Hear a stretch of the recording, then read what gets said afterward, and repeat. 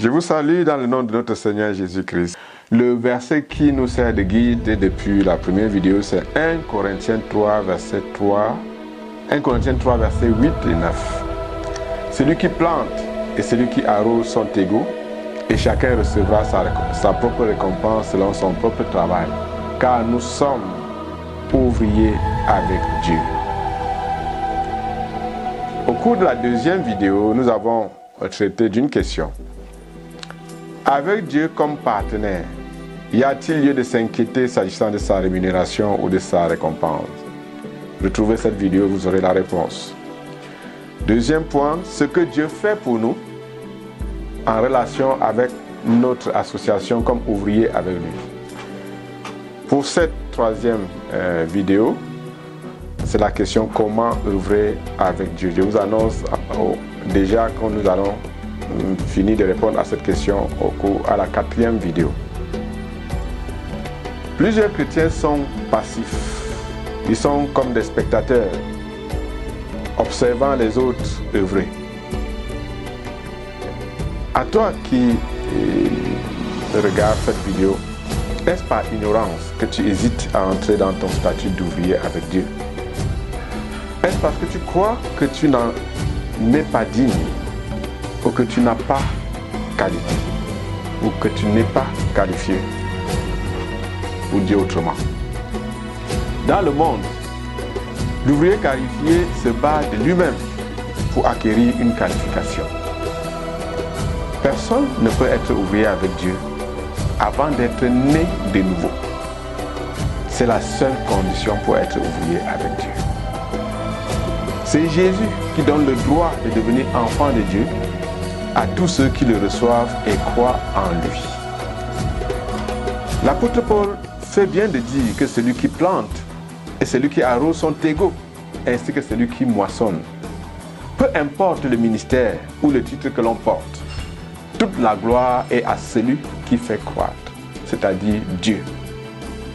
Dieu lui-même définit le travail de chacun et assume la formation appropriée pour la tâche.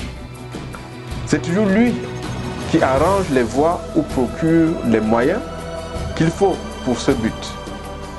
Si donc, ce n'est pas l'ignorance qui est la cause de ton manque d'engagement, sache que tu vis dans la désobéissance si tu es enfant de Dieu. Le Seigneur Jésus-Christ t'appelle ce jour à être ouvrier avec lui dans la tâche spécifique qu'il a taillée pour toi auprès de lui dans les affaires de son Père. Ce que tu considères comme tes insuffisances du moment n'importe pas. Ma grâce te suffit, car ma puissance s'accomplit dans la faiblesse, avait-il répondu à un de ses ouvriers les plus productifs, c'est-à-dire l'apôtre Paul. Et l'apôtre Paul avait ce genre de pensée, et moi qui vous parle, j'en ai eu aussi. En plus de la discipline que doit s'imposer tout soldat en guerre, en plus de l'exercice de piété que la Bible nous demande, quand je parle de l'exercice de la piété, il s'agit de la lecture, méditation de la Bible, jeûne et prière, la communion fraternelle, la participation aux réunions et peut-être autres. La mise en pratique des principes que je vais énumérer tout à l'heure t'aidera, si tu veux être ouvrier avec Dieu, à assumer ta responsabilité à côté de ton principal partenaire qui est Dieu lui-même. La première chose, le premier principe, sois actif, aie du zèle et non la paresse. Le désir de Dieu pour tous ses enfants est que chacun soit actif. Lui-même ne dit-il pas dans sa parole que celui qui ne travaille pas ne mange pas? C'est une interpellation à fuir toute paresse. Chaque chrétien doit tout faire pour éviter l'oisiveté. L'œuvre est tellement vaste et diversifiée. Il y a de la place pour tous. Évite donc l'oisiveté, toi qui écoutes. Cherche à présenter à Dieu une activité, une entreprise, un projet qu'il va bénir. Je te renvoie à la première vidéo pour comprendre ce que c'est que la tâche d'un ouvrier avec Dieu. Le précieux trésor de l'homme, ce n'est pas du diamant, de l'or ou de l'argent. C'est l'activité. C'est ce que le Seigneur nous dit dans Proverbe 12, verset 27. Car tout travail, poursuit le Seigneur dans le même livre, procure l'abondance, mais les paroles en l'air ne mènent qu'à la disette. Quand je dis paroles en l'air, les paroles prophétiques, les déclarations de toutes sortes, les cris de toutes sortes, ça ne mène à rien. Proverbe 14, verset 23. Deuxième, engage-toi pleinement dans les affaires du Père, comme Jésus l'a fait, en refusant de stagner. Le chrétien ouvrier avec Dieu se place ainsi que tout ce qu'il fait dans la perspective de l'accomplissement des desseins de Dieu. Tout ce que vous faites, dit la Bible, faites-le de tout cœur, comme pour le Seigneur et non pour les hommes. La communauté chrétienne est une armée en guerre permanente. Elle a pour principe de ne jamais battre en retraite, parce qu'une telle attitude ne serait pas compatible ni avec la qualité de son chef, Jésus-Christ, ni avec sa qualité d'ouvrier avec Dieu. Voici ce que notre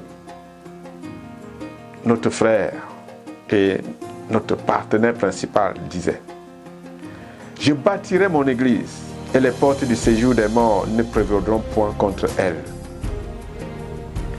Avec Dieu, on avance, on ne recule pas, on évolue, on ne stagne pas. C'est la croissance et non la régression. L'exemple de ces chrétiens mentionnés dans la deuxième vidéo, qui font plus de 5, 10 voire 15 ans dans une assemblée sans pouvoir citer une seule chose précise qu'ils y font, est celle d'une vie stagnante et non croissante. La troisième chose, aux côtés des autres, accepte de relever le défi de l'argent et de la mission. Avant de monter physiquement au ciel, notre Seigneur nous a rappelé notre tâche en tant qu'ouvrier avec lui dans les affaires de son Père en ces termes. Allez, faites de toutes les nations des disciples, les baptisant au nom du Père, du Fils et du Saint-Esprit, et enseignez-leur à observer tout ce que je vous ai prescrit. Et voici, continue-t-il, je suis avec vous tous les jours jusqu'à la fin du monde. Peut-on vraiment réaliser physiquement grand chose sur cette terre sans moyens humains, logistiques et sans argent? Depuis la période de l'Ancien Testament, Dieu pourvoit aux besoins de son œuvre au travers de ses enfants. Nous avons vu chez nos frères de l'Ancien Testament qu'ils refusaient même l'aide de ceux qui n'avaient pas cru, des gens qui n'étaient pas du peuple de Dieu. L'Église sur terre est une armée dans un royaume ennemi. L'annonce de l'Évangile est indissociable de certaines activités sociales. Je cite l'assistance aux indigents. Quand je parle des indigents, c'est des indigents à l'intérieur de l'Église d'abord, mais aussi à l'extérieur de l'Église. Et nous avons à l'intérieur de l'Église l'encadrement des chrétiens persécutés, notamment. Faire des nations des disciples en leur enseignant à observer tout ce que le Seigneur a prescrit implique qu'il y ait des personnes qui se donnent entièrement au ministère de la parole et de la prière, comme nous l'apprenons dans la Bible. Ça implique du matériel approprié, ça implique de la littérature et autre chose, et même des édifices quelquefois. Ce n'est pas obligé là-bas. Si l'on n'envoie pas des missionnaires, ils n'iront pas, et il suscitera toujours des peuples, des quartiers, des villages n'ayant entendu aucune prédication de l'Évangile. Et tout cela, Dieu nous a engagés à couvrir toute la terre. Les revenus du gouvernement viennent des taxes que les populations payent, des aides et des dettes qu'ils contractent. Pour les chrétiens, et selon les normes bibliques, emprunter constitue le dernier recours. Nous devons bâtir l'œuvre de Dieu par ce que Dieu nous met entre les mains. Au temps de l'Ancien Testament, comme aujourd'hui, les moyens pour faire fonctionner une communauté d'enfants de Dieu viennent uniquement de ses membres. Eux-mêmes, pour les ressources humaines, leurs contributions financières et autres contributions diverses pour les autres. S'il te plaît, toi qui regardes cette vidéo, si tu es chrétien, s'il te plaît, ne reste pas passif face à tous ces défis. Te disant que le pasteur, le dirigeant, ton frère ou ta soeur sont là pour ça. Tu peux au moins faire la chose la plus simple, mais combien importante. Prier. On n'a pas besoin de savoir parler une quelconque langue pour prier. On peut même prier dans son cœur.